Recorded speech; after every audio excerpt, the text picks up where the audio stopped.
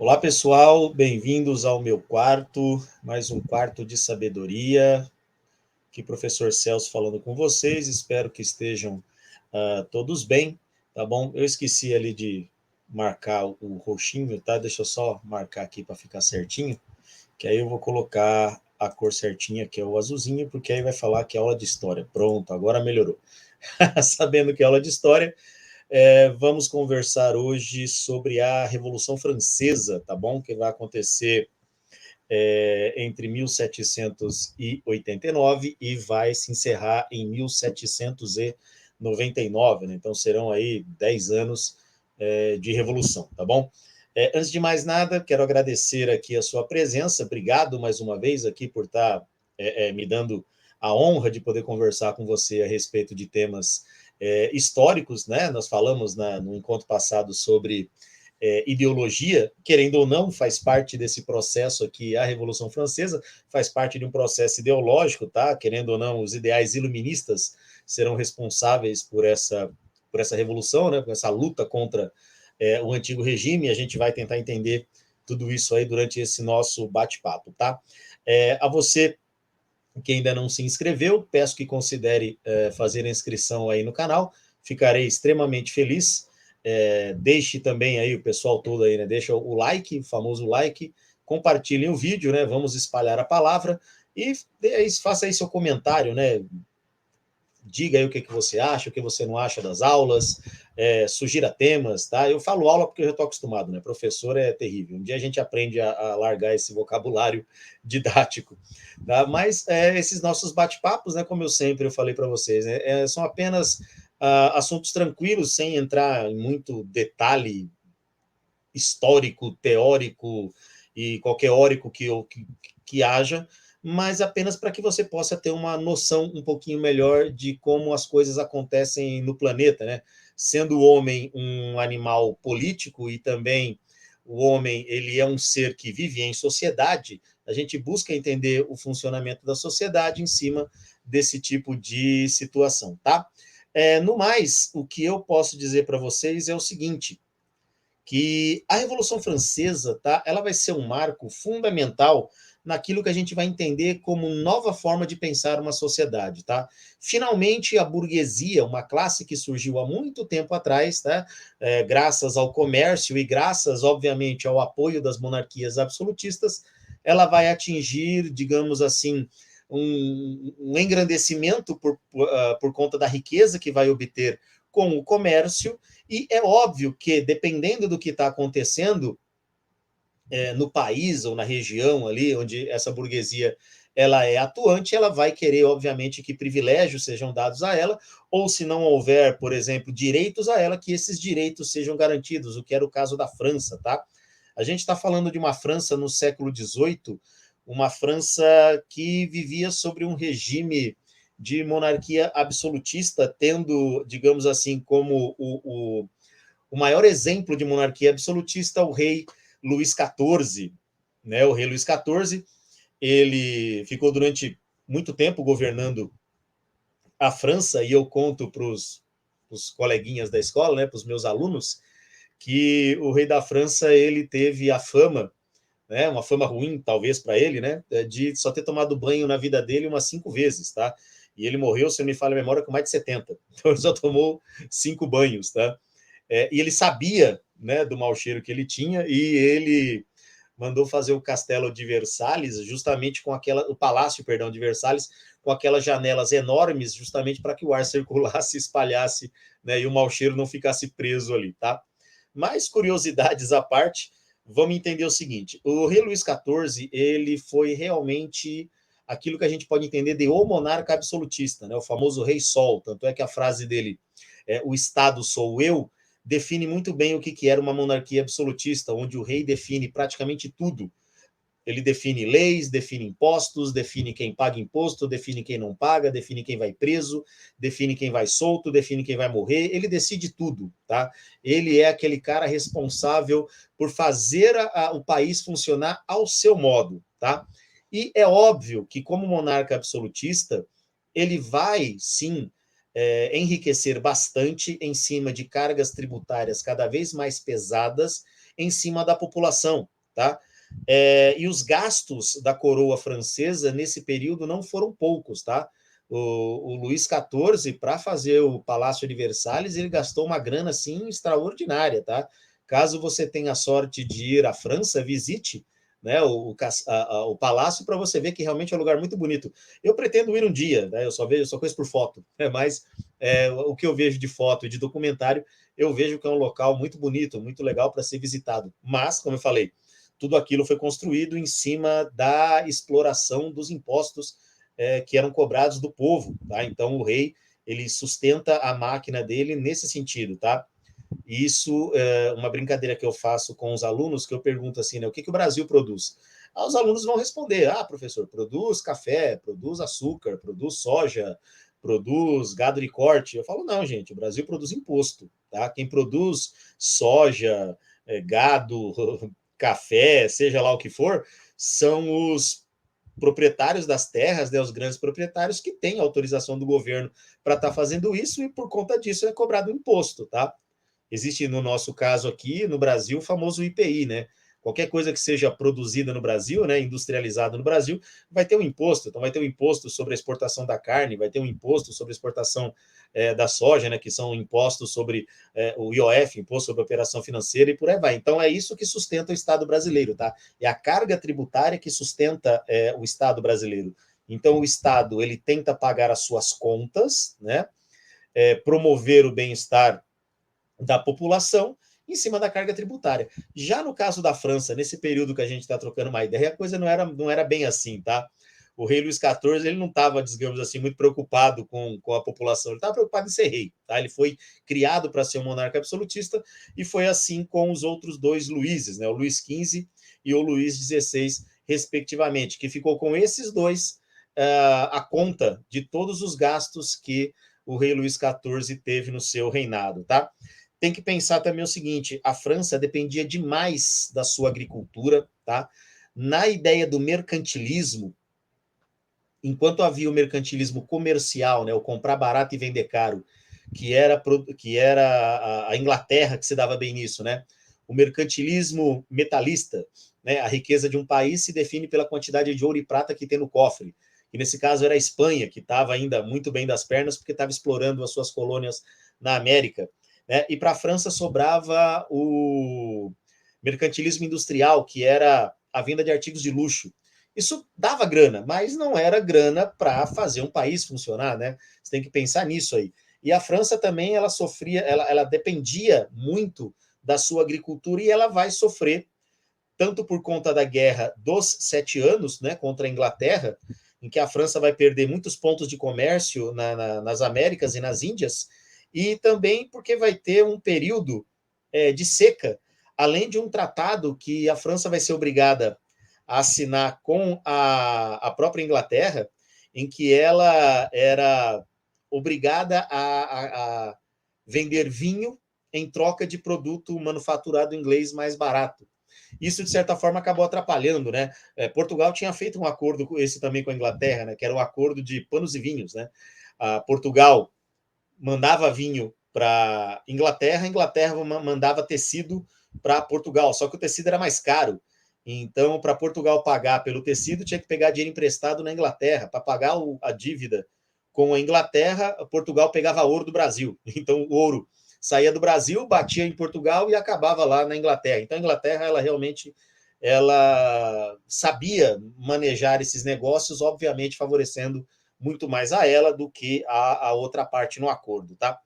E também havia um problema maior na sociedade francesa, que era justamente a famosa desigualdade, que era oriunda do feudalismo, que ainda prevalecia, e a ideia dos chamados três estados, tá? Século XVIII ainda tinha feudalismo na França, tá? Entenda isso. O camponês trabalhava e com seu trabalho ele sustentava um nobre, tá? Que obviamente não trabalhava, tá bom? O camponês ele não era escravo do nobre, o camponês era escravo da terra, ele tinha que ficar ali produzindo, produzindo, produzindo até morrer, tá? E esses três estados funcionavam da seguinte forma: o primeiro estado era o clero, tá? Que era a Igreja Católica, né? Aliada da monarquia francesa até então. Vale lembrar que a França, ela, nesse período, tá?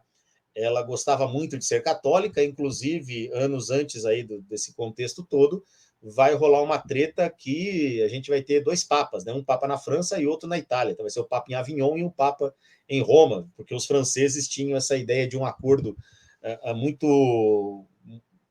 muito forte com a Igreja Católica, lembrando que a Igreja Católica ela ainda era uma força política, nem tanto, vamos dizer assim, mais ali para o lado da Alemanha, mas na França, na Itália, na Espanha, em Portugal, ela ainda, digamos assim, botava o dedo ali nas questões de Estado, tá?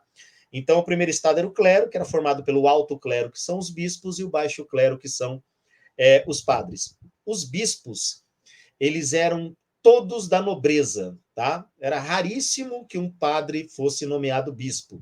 Tá? Um cara da nobreza, digamos assim, que ele tivesse uma vocação, e obviamente para que a igreja, né, perdão, um cara da nobreza, se ele tivesse a vocação, digamos assim, de ser um religioso, pelo fato de ser nobre, rapidamente o Papa já dava um jeito de dar um título de bispo, de cardeal, né, para esse nobre, justamente porque fazia parte desse acordo de poder, para que o poder fosse mantido entre os ricos. Tá? A Igreja Católica era uma instituição muito rica, ainda hoje ainda é uma instituição muito rica, só que naquela época a gente pode falar que ela realmente tinha grana, tá? Tinha muito dinheiro. E o alto clero se beneficiava justamente por isso, né? Porque desses bispos sai o próximo papa, sai o próximo líder da Igreja Católica. E o baixo clero eram os padres. O padre é aquele cara que estava ali com um povão, né? Graças ao Concílio de Trento, já há uma espécie de curso, né? Um seminário que o padre faz para se formar padre. Nós teremos ali na época várias ordens monásticas também, né? Em que a pessoa ali que se interessa, né, tem a vocação para ser padre, vai fazer o seu seminário, e por aí vai. Nós temos o segundo estado, que é a nobreza, e na nobreza nós também temos uma divisão nesse caso, né? Nós temos a nobreza de toga e a nobreza de espada, tá? A nobreza de espada é aquela família nobre que sempre foi nobre, tá bom? Então, o pai era barão, o filho vai ser barão, o pai era duque, o filho vai ser duque, e por aí vai, tá? E existe uma espécie de hierarquia também entre eles, né? Porque nós temos o cavaleiro, o barão e o visconde. Depois nós temos o conde, o marquês e o duque, né? E acima do duque só o rei. No caso, o príncipe e o rei, mas nesse caso eles são da própria família real. Então, o duque é aquele que está mais perto do rei. Então, havia grupos de nobres que estavam próximos ao rei, tá? Que eram até parte do seu conselho de Estado, seus ministros, essa coisa toda. E havia os outros nobres que estavam espalhados pela França, tomando conta das terras, tá? E as terras eram controladas por eles, inclusive, havendo guerra, os nobres convocavam os camponeses ali, tirava a enxada da mão dele e botava uma espada. Falou: vamos lá, filhão, vamos para a guerra. Vamos lutar pela França. E aí ele fazia isso tudo. Só um minutinho, por favor. Oi, continuando, desculpa, que eu tive um acesso de tosse, então ia ficar feio se eu ficasse tossindo aí na frente da câmera, tá? E a nobreza de toga, ela era o seguinte: a monarquia francesa, para juntar uma grana, ela vendia títulos de nobreza, tá? Esses títulos nobiliárquicos, eles eram vendidos a preços altíssimos e, obviamente, quem tinha grana pagava para o rei, e aí ele se tornava nobre. Então, obviamente, era o pessoal do chamado terceiro estado. Terceiro estado nós temos alta burguesia, baixa burguesia, trabalhadores urbanos e trabalhadores rurais, tá? Alta burguesia era esse pessoal que tinha muito mais grana, que durante alguns momentos da monarquia francesa se aproveitou bem da monarquia francesa, fazendo acordos, tá, para que pudessem explorar comercialmente regiões. A baixa burguesia, o pessoal que também tem dinheiro, mas ainda não atingiu o patamar de alta burguesia. E nós vamos ter, né, os trabalhadores urbanos, que vai ser aquele pessoal numa fraquíssima industrialização francesa, e os trabalhadores rurais, que serão os camponeses, tá? A diferença entre esses três estados. A diferença era a seguinte: primeiro e segundo estados não pagavam impostos e eles controlavam o Estado para que o rei pudesse governar. Tá? Então, privilégios, não pagar imposto, que isso já seria um privilégio maravilhoso para eles. Tá? E eles comandavam o Estado, os cargos públicos eram deles. Né? Aquela ideia de controlar regiões era dos nobres, os nobres que faziam isso, tá bom? E o clero também, querendo ou não, né? Onde havia a presença da Igreja Católica, havia o controle da população, nesse caso, na questão ideológica cristã católica, tá? Já o terceiro estado tinha um problema. O problema deles qual que era? Eles não tinham nenhum direito político, tá? Não tinha nenhum direito político e a igualdade civil não existia, tá bom? Tanto não que, por incrível que pareça, quando um nobre ele era condenado à morte, caso isso acontecesse, ele seria decapitado. Né? Caso alguém do terceiro estado fosse condenado à morte, esse condenado seria enforcado, tá? E há uma grande diferença nisso, né? Alguns alunos até brincam, professor, mas nesse caso eu prefiro ser enforcado, talvez porque a pessoa jamais tenha passado por essa situação, né? Eu falo, né? Querendo ou não, a nossa aula, o nosso bate-papo aqui faz parte, obviamente, de questões que são reais, tá? A gente não vai pegar aqui nenhum conto de fadas para estar falando sobre história para vocês, tá? São fatos, tá bom? A morte por enforcamento também era uma morte humilhante, tá? Também tinha esse detalhe, tá bom? Era em praça pública, exposto, digamos assim, né? Sei lá, o cara tinha que torcer para quando ele caísse, ele quebrasse o pescoço, porque se não acontecesse isso com ele, ele ia ficar ali sufocando, balançando, tentando emitir algum som, alguma coisa, e ninguém ia ajudá-lo, sem contar que isso era em praça pública, para servir de exemplo e para servir de, sei lá, festa para quem está vendo a pessoa morrendo, vai saber, né? Tem gente que, sei lá, de vez em quando gosta desse tipo de coisa. E esse pessoal do terceiro estado, eles compunham só 97% da população. Então, percebam, 97% da população francesa sustentava todo mundo, né, o segundo e o primeiro estados, e ainda assim eles estavam com tremendas dificuldades econômicas, tá? Como eu falei, por conta da guerra, por conta da seca, por conta de problemas ali agrários e tudo mais, tá? Então, quando a gente fala do absolutismo, perdão, o absolutismo ele é justamente aquilo que vai ser o ponto crucial para que o povo comece a reclamar. Como é que um monarca que manda e desmanda, que tem o poder nas mãos dele, que segundo a teoria do direito divino dos reis, foi colocado por Deus para tomar conta do país, ele deixa o povo passar fome. Né? A que ponto chega essa situação? Né? Como que pode isso acontecer? Tá? E esses gastos excessivos, os privilégios reais, a ideia, né, de, por exemplo, banquetes, construção de palácios, família real extremamente milionária, os nobres gastando dinheiro assim como se, sabe? Como se não tivesse, como fosse um poço sem fundo, cheio de grana, isso vai causar um descontentamento tremendo por conta disso, tá? Por quê? A crise vai acabar afetando bem mais a população, tá? E justamente por problemas climáticos, e o tratado que foi feito com a Inglaterra, né, o tratado de Éden, esse tratado ele vai simplesmente acabar com o dinheiro da França, tá? Porque a França vai querer manter o seu padrão, né, e vai querer aumentar cada vez mais os impostos para que a monarquia francesa mantenha o seu padrão de riqueza, a nobreza francesa, a corte francesa mantenha o seu padrão. E um detalhe, eles não pagam impostos, tá? Nem muito menos o clero. E isso vai causar um problema, por quê? Nesse momento, né, já estava rolando naquela época o pensamento conhecido como iluminismo. Né? O iluminismo ele é uma corrente filosófica que ela vai ser contra a ideia do que ele chama de antigo regime. O que é o antigo regime? A monarquia absolutista. Então, aquela ideia de um monarca absolutista, de um rei que manda e desmanda, que decide tudo porque Deus assim permitiu, isso não cabe na cabeça do iluminista. Então, eles são anti-absolutistas e anticlericais também. Porque, querendo ou não, né, essa aliança igreja-estado acabava prejudicando a vida do restante da população. Lembra? O terceiro estado não tinha direitos e a burguesia fazia parte do terceiro estado. Então, os caras tinham grana, porque eram burgueses, porque tinham negócios, tinham comércios e por aí vai, mas mesmo assim, eles não tinham sequer direitos, eles não podiam debater nada a respeito de uma melhoria na França, e assim que seja.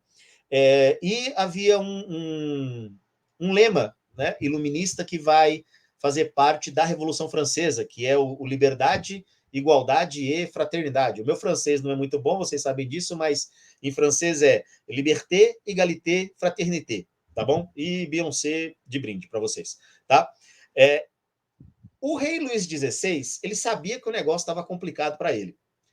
Ele falou, caramba, e agora? O que é que eu faço? Eu estou me sentindo pobre. Ele pensou assim, eu estou ficando sem meus milhões de moedas de ouro aqui, sem a minha riqueza. O que é que eu faço? Minha esposa está preocupada porque ela não está conseguindo gastar o dinheiro que ela gastava antes, né? Os meus funcionários aqui estão se queixando porque a comida não é mais daquela qualidade. O que é que eu faço?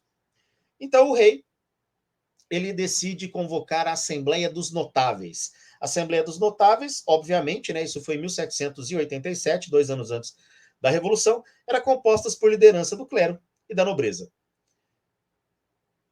O rei perguntava para os ministros assim, o que eu faço, ministro, para resolver o problema da França? O ministro fala, meu rei, o clero e a nobreza vão ter que pagar imposto. Ah, não gostei, você não serve como ministro, está demitido. E chama outro ministro. Novo ministro, o que pode ser feito aí para resolver o problema econômico da França? Majestade, tem que cobrar imposto do clero e da nobreza. Ah, não, você também não serve, está demitido. Então vamos chamar os notáveis. Lá nos notáveis surgiu a ideia. O clero e a nobreza ia ter que pagar imposto. Houve uma resistência, obviamente, desse pessoal do clero e da nobreza, né? Principalmente pessoal ali mais próximo do rei começou a ter uma espécie de revolta aristocrática, e aí ele falou que, pô, realmente não vai dar certo. Então agora vamos chamar a Assembleia dos Estados Gerais. Agora sim, vamos chamar representantes do clero, da nobreza e do povo francês para resolver, tá? A Assembleia dos Estados Gerais seria uma espécie de reunião dos representantes de cada estado, como se fosse uma espécie de parlamento, vamos dizer assim, tá? Onde lá era decidido o que tinha que ser feito na França. Só que a Assembleia dos Estados Gerais não era uma instituição permanente, ela era convocada quando fosse necessário. E fazia mais de 200 anos que não chamavam, né, Assembleia dos Estados Gerais. Só a última vez que ela foi convocada foi em 1614, tá? Então, em julho de 1788, começam os debates. A eleição na Assembleia dos Estados Gerais, ela funcionava da seguinte forma. O voto era por estado. Então, por mais que o terceiro estado tivesse mais representantes do que o o segundo estado juntos, ainda assim o primeiro e o segundo estado ganhavam, porque o voto era por estado e dava sempre 2-1. Então, o terceiro estado sempre perdia. Clero e nobreza votavam juntos, o terceiro estado perdia. Isso não se resolvia, tá? Acontecia a eleição, isso não se resolvia, e aí o terceiro estado falou o seguinte, ó, ou muda esse tipo de eleição, ou vai ser por cabeça, ou a gente não participa dessa eleição, a gente vai abandonar o prédio, vai fazer uma constituição, e o rei vai ter que obedecer essa constituição. Aí o negócio ficou, digamos assim, embaçado para o rei, né? Porque o rei falou, não tem esse negócio de voto por cabeça, porque obviamente o rei sabia que ia perder, né? E aí o pessoal, então beleza. Pessoal, então, do terceiro estado, com alguns, por incrível que pareça, do clero e da nobreza, eles resolvem sair da reunião, eles saem da reunião e vão para um salão ao lado da Assembleia dos Estados Gerais para começar a elaborar essa Constituição, e criou-se, então, a Assembleia Nacional. Diferente, no caso, né, do modelo anterior, né, da Assembleia dos Estados Gerais, a Assembleia Nacional ela representaria todo o povo francês, tá? Independente de quem fosse e de quem seja, tá? E aí, o que eles vão fazer? Eles vão ficar lá até que a Constituição saísse. Então, era para ter uma Constituição. Obviamente, vai ter problema, né? Como eu falei antes, obviamente vai ter problema, e esse problema vai fazer com que tropas francesas, né, o rei envie tropas francesas para tentar conter esse tumulto que o pessoal começou a fazer. Então, o que rolou? Os burgueses, né, inspirados na ideia iluminista, começam a chamar o povo para participar desse processo revolucionário. E só para ficar claro aqui, uma diferença entre revolução e golpe, tá? A revolução acontece de fora para dentro. Grupos que não fazem parte do poder central, tá? Conseguem se reunir e tiram quem está no poder para colocar um deles lá. Beleza? Então, revolução é isso. Fora do poder central, eles vão até o poder central e tiram ele. O golpe, ele é de dentro para dentro, tá? Gente que está próximo do poder, tira quem está no poder e coloca um deles lá, tá bom? Exemplos: Revolução Francesa, grupo de fora tira o rei. Ditadura de 64, grupo de dentro tira João Goulart, o presidente. Tá bom? Só para vocês entenderem a diferença de revolução para golpe, porque às vezes a gente acaba se confundindo e é perfeitamente normal, tá? Ninguém é obrigado a saber tudo, nem eu sei tudo também, tem coisa que eu vou aprendendo aqui com vocês. Então vamos lá. Alguns pensadores serão importantes nessa época, tá? Principalmente Montesquieu, o Barão de Montesquieu. Ele era um nobre, mas ele entendia que a monarquia absolutista ela não estava funcionando desse jeito, tá? Então ele vai ser o primeiro cara que vai dar a ideia de formar três poderes, tá? Um poder executivo, o poder legislativo e o poder judiciário. Executivo, né? O legislativo cria as leis, o executivo faz com que as leis criadas sejam cumpridas e o judiciário julga se essa lei foi obedecida ou não, tá bom? É justamente isso. Porque na cabeça dele, uma pessoa só para resolver tudo isso não estava dando certo. Obviamente, ele está vivendo no contexto francês. Nós vamos ter também a presença do Jean-Jacques Rousseau, tá? Também um pensador francês, e ele vai falar justamente da questão da igualdade, porque ele vai falar uma frase que faz todo sentido quando a gente fala na questão de desigualdade. Ele vai dizer o seguinte, isso ele colocou num livro, se eu não me engano, o livro acho que é do Contrato Social. Ele vai dizer assim, quando o primeiro homem cercou um terreno, falou que era dele e ninguém contestou, aí surgiu a desigualdade. Tá? Então, a ideia dele qual que era? Que essa coisa, né, esse negócio de alguém estar por cima de outro por questões meramente de poderes econômicos, vamos dizer assim, né, ou poderes vindos da propriedade privada da terra, ou seja lá do que for, isso não pode existir porque isso causa desigualdade social. Como era o caso da França, como eu falei, primeiro e segundo estados vivendo vidas luxuosas, enquanto o terceiro estado, a grande maioria do terceiro estado, estava passando fome. Inclusive, a rainha francesa, né, a esposa do Luís XVI, dona Maria Antonieta, ela vai soltar uma frase assim maravilhosa, né? Assim, maravilhosa, isso que eu tô brincando, tá? Mas é algo extremamente contrastante com a realidade do povo francês. O povo francês estava passando fome, não tinha nem pão. Dona Maria Antonieta vai falar: ah, mas se eles não têm pão para comer, por que eles não comem brioches, né? Por que eles não comem bolo?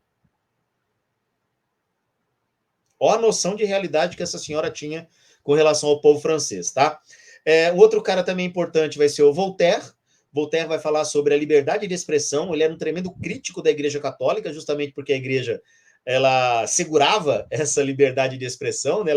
Ela meio que controlava o que as pessoas podiam falar e pensar, sem contar também que havia uma prisão chamada Bastilha, e essa prisão era uma prisão política. Todo mundo que falasse mal do rei, o rei botava lá na Bastilha e o cara ficava lá plantado até o rei lembrar que ele ficou lá. Né? Então, o que vai acontecer? O rei envia soldados para acabar com a Assembleia Nacional, tá? A população, então, de Paris, ela vai se mobilizar contra o governo, eles vão invadir a Bastilha, que além de ser uma prisão, era também um depósito de armas, tá?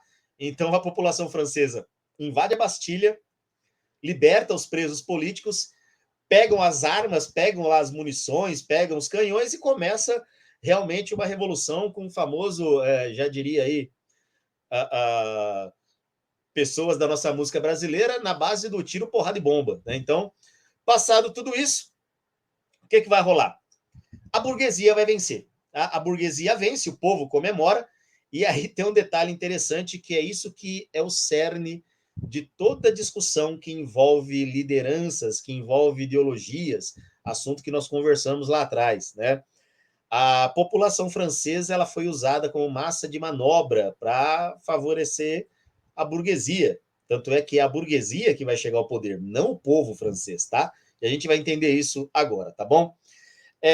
Vai rolar, então, né, a Assembleia Nacional Constituinte, que vai ser de 1789 até 1791, e a França ela será uma monarquia constitucional, tá bom? Nesse período, como ainda vai ter muita treta acontecendo, muita briga acontecendo, vai rolar um período, né, nessa Revolução Francesa, causado pelos camponeses, que vai ser chamado de Grande Medo. Os camponeses eles estavam simplesmente matando os donos das terras, tá? E isso estava causando um pouco de insatisfação. Deixa eu reformular a frase. Não é insatisfação. Isso estava causando uma insegurança tremenda na França, porque, querendo ou não, né, as propriedades dos nobres foram destruídas porque porque o camponês resolveu se vingar do nobre. Nesse ponto, a revolução ela vai dar uma desandada, porque aí nesse quesito, o fato de matar um nobre por ter sido tanto tempo ali explorado, ainda que seja num contexto revolucionário, a gente tem que pensar que tudo fazia parte de um contexto e que, de repente, essa pessoa não merecia morrer, né? Ela só fazia parte de um contexto. E aí, nesse ponto, vale a gente pensar também, né? Mas percebam, a burguesia provoca a população pobre que, de tão pobre, tão cansada, tão devastada moralmente, psicologicamente, fisicamente, né, por conta da fome, por conta de guerra que ele é obrigado a guerrear sem vontade dele, eles vão ter uma reação mais violenta, tá? Essa reação será violenta justamente porque os nobres nunca deram ouvido aos pobres, né? O rei não dava ouvido aos pobres. Então, por isso que isso vai, de certa forma, ser algo meio chocante ali no contexto da Revolução, tá bom? Com isso também, né, acabam os privilégios feudais nesse primeiro momento, legitimam-se os ideais burgueses, né, liberdade, igualdade, fraternidade, só que até aí também tem uma diferença. Vamos lá. Liberdade. Liberdade para os que apoiam os burgueses. Igualdade. Igualdade para os burgueses. E fraternidade entre os burgueses, tá? Vamos pensar nisso também. Até porque a gente vai chegar agora num outro ponto da Revolução Francesa que vale a pena a gente pensar nesse assunto que eu falei para vocês, tá? Então, vai acontecer o seguinte: acabou a servidão, ou seja, não tem mais feudalismo, tá? Não tem mais esse negócio de nobreza e clero tá isenta de imposto. Vai ser escrita a declaração dos direitos do homem, do cidadão, e é do homem mesmo, tá? Porque a mulher não entra nessa lista. A Revolução Francesa, apesar de ser revolucionária, não deu à mulher muita oportunidade. A mulher era mais ou menos, a mulher ela era tratada como uma espécie de enfeite da casa, tá? Se ela fosse o famoso bonita, recatada e do lar, né? Era mais ou menos isso que rolava com as mulheres na França, tá? E aí, em 1791, vai rolar a Constituição Francesa, tá aqui marcado, aqui eu marquei num bloquinho aqui. Vamos ler junto. Só um minutinho, por favor. Hoje esse vídeo vai ter mais pausas porque eu tô com tosse e eu não quero ficar tossindo aí para atrapalhar vocês, tá bom? Vamos lá. Então, em 1791, em setembro, né, vai ser promulgada a Constituição Francesa, tá? E aí vai ter o seguinte: vai ser uma monarquia constitucional, ou seja, o rei Luís XVI continua rei, né? Divisão de 3 poderes: executivo, legislativo e judiciário. O executivo era do rei, o legislativo da Assembleia, e o judiciário seria ali pelos juízes que seriam nomeados, tá? O voto ele era censitário e apenas os ricos votavam. Então já percebam aí que nós temos um detalhe a mais nessa Revolução Francesa, né? O povo foi usado como massa de manobra, mas o povo não pode sequer votar nos seus representantes a partir de agora, tá? E percebam que o rei ele continua no poder, ele continua sendo rei. Então, o interesse da burguesia era ficar no poder com alguém exercendo esse poder, mas que a burguesia agora fizesse parte desse processo, obviamente, de poder mandar na França, tá? Porque até então, o terceiro estado, né, a burguesia pertencente ao terceiro estado, ela não tinha sequer direitos políticos. E agora não, agora ela está no poder por meio da Assembleia, tá? Que vai, de certa forma, controlar o que o rei faz. Tranquilo nessa parte? Então, ó, essa fase inicial, ela foi uma tentativa do quê? De fazer uma espécie de trégua, né, de conciliar dois desejos, o desejo da burguesia e o desejo da aristocracia. A aristocracia queria se manter ali próximo do rei, sem ter nenhum problema, sem ter nenhum tipo de preocupação, abriu mão de certas coisas para poder se manter lá, e a burguesia que queria ficar, obviamente, no poder. As camadas populares ganham igualdade jurídica, tá? E essa igualdade jurídica só vai ser com relação à lei, tá? Porque participação política é zero. Até porque, olha que interessante, né? A morte foi democratizada, tá? É o que eu demorei, que eu estava tentando lembrar o termo que eu ia usar para vocês. A morte foi democratizada. Se antes o nobre era decapitado e o pobre ele era enforcado, agora todo mundo é guilhotinado, tá? Então o guilhotim, né, o cara que criou a guilhotina, ele vai dizer o seguinte à época da criação. A pessoa, quando recebe o golpe da guilhotina, ela não sente dor alguma, apenas uma leve brisa no pescoço. Tá resolvido, tá? Cortou o pescoço, acabou, já era. Então, né, a lei de Chapelier, de 14 de junho de 1791, né, depois da Revolução Francesa, que aconteceu no dia 14 de julho de 1789, vai haver ali essa lei, ela vai dizer que os trabalhadores não podem fazer greve. Então já percebo que o negócio ficou complicado, né? Então, a burguesia, ela enfraquece a aristocracia no que diz respeito à questão de poder, né? Por causa da abolição dos privilégios feudais, medida de secularização, né? Separação igreja-estado. Agora a igreja não se mete mais em assuntos do Estado. Porém, né, o rei Luís XVI, ele não estava muito afim de se submeter a uma constituição. Ele resolve fugir, né? Ele e a esposa resolvem fugir para a Áustria. Ele será capturado, né? Vão reconhecer o rei na fuga. Ele será capturado e a captura dele, ele vai ser acusado de traição e ele vai ser guilhotinado, se não me falha a memória, em janeiro de 1793, tá?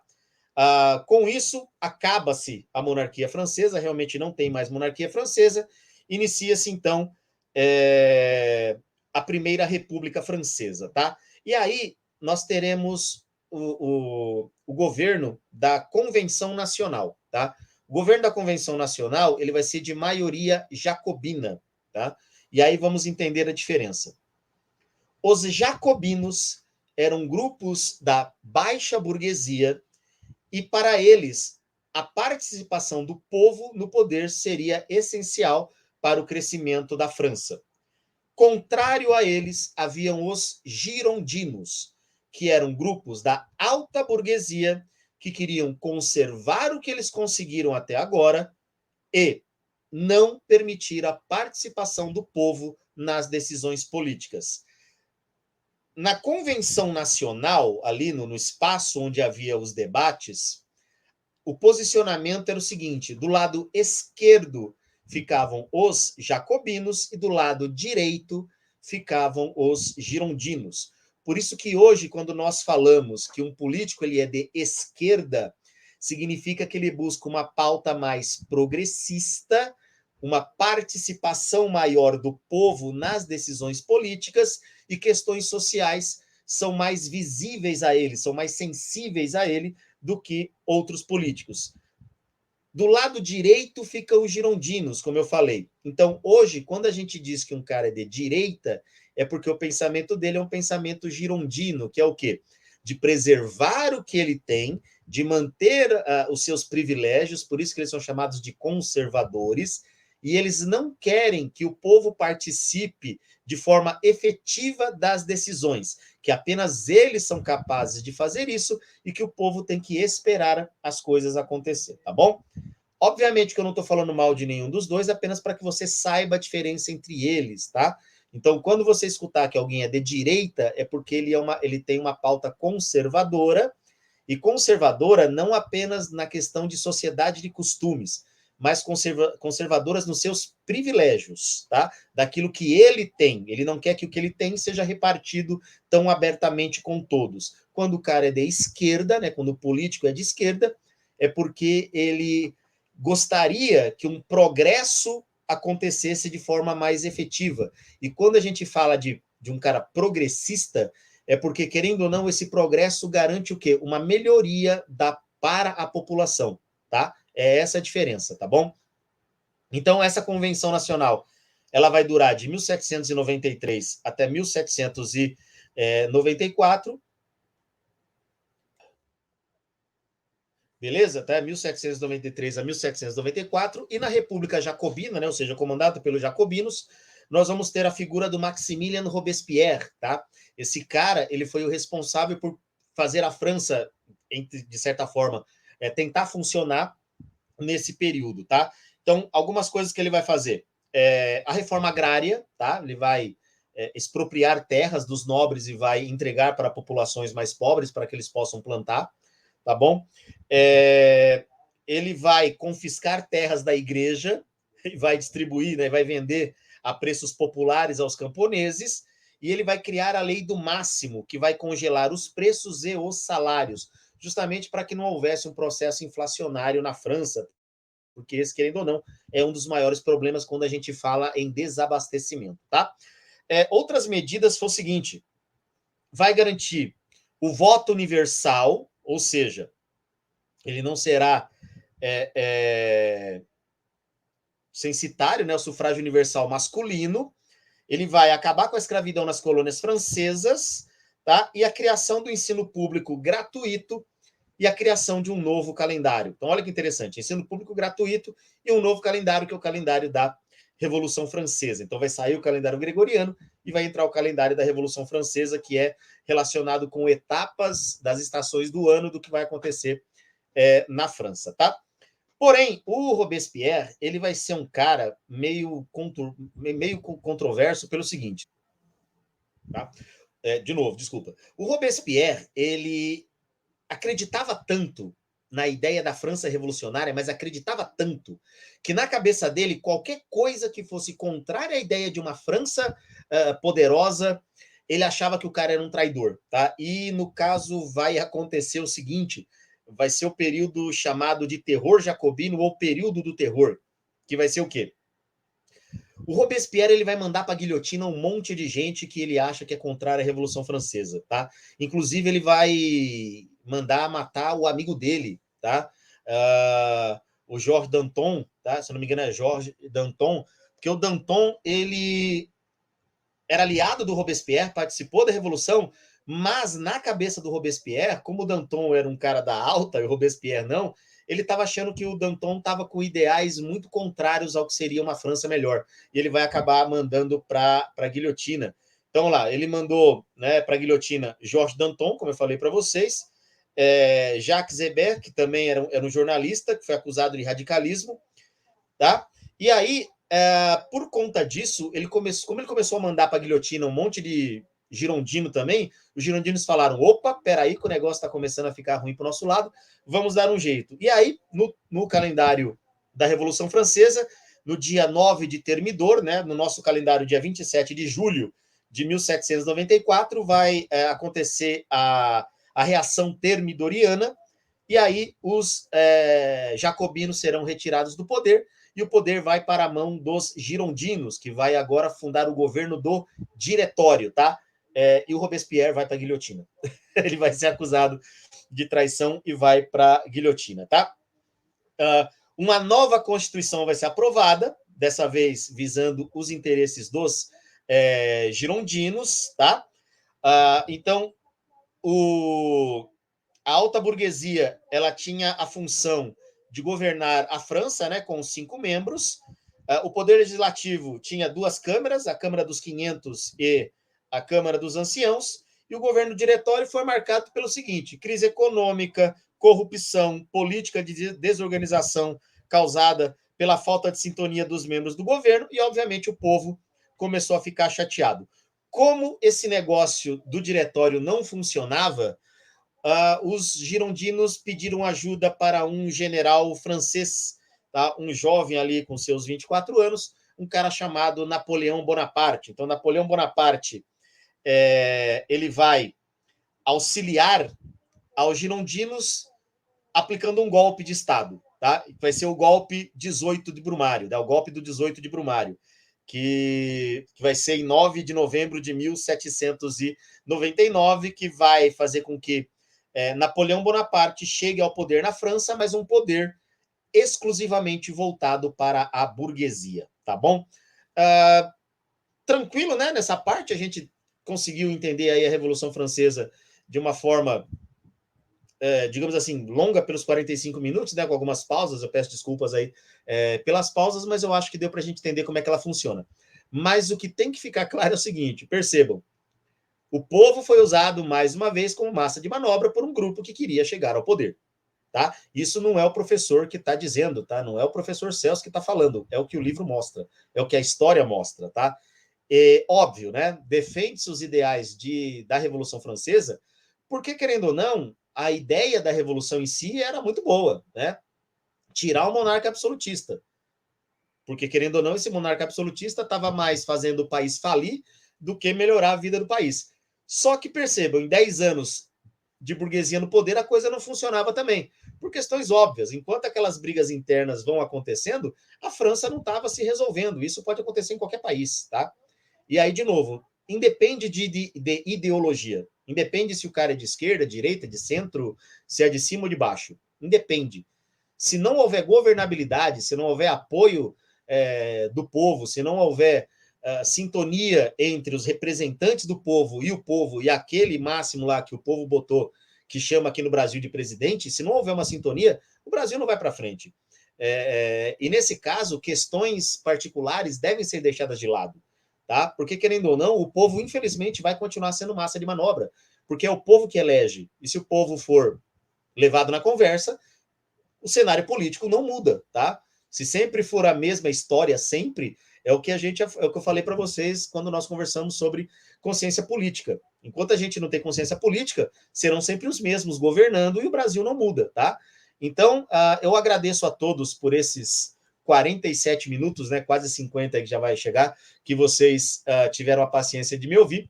Peço desculpas pelas pausas, tá, por conta da minha tosse. Eu agradeço muito pela sua atenção.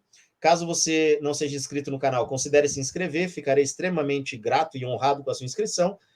Por favor, não deixem deem o seu joinha, tá? Compartilhem, comentem, tá? Vamos aí espalhar a palavra do conhecimento, porque conhecimento a gente sabe que liberta, tá? No mais, eu agradeço a todos, desejo tudo de bom para vocês. É isso, um abraço, com licença.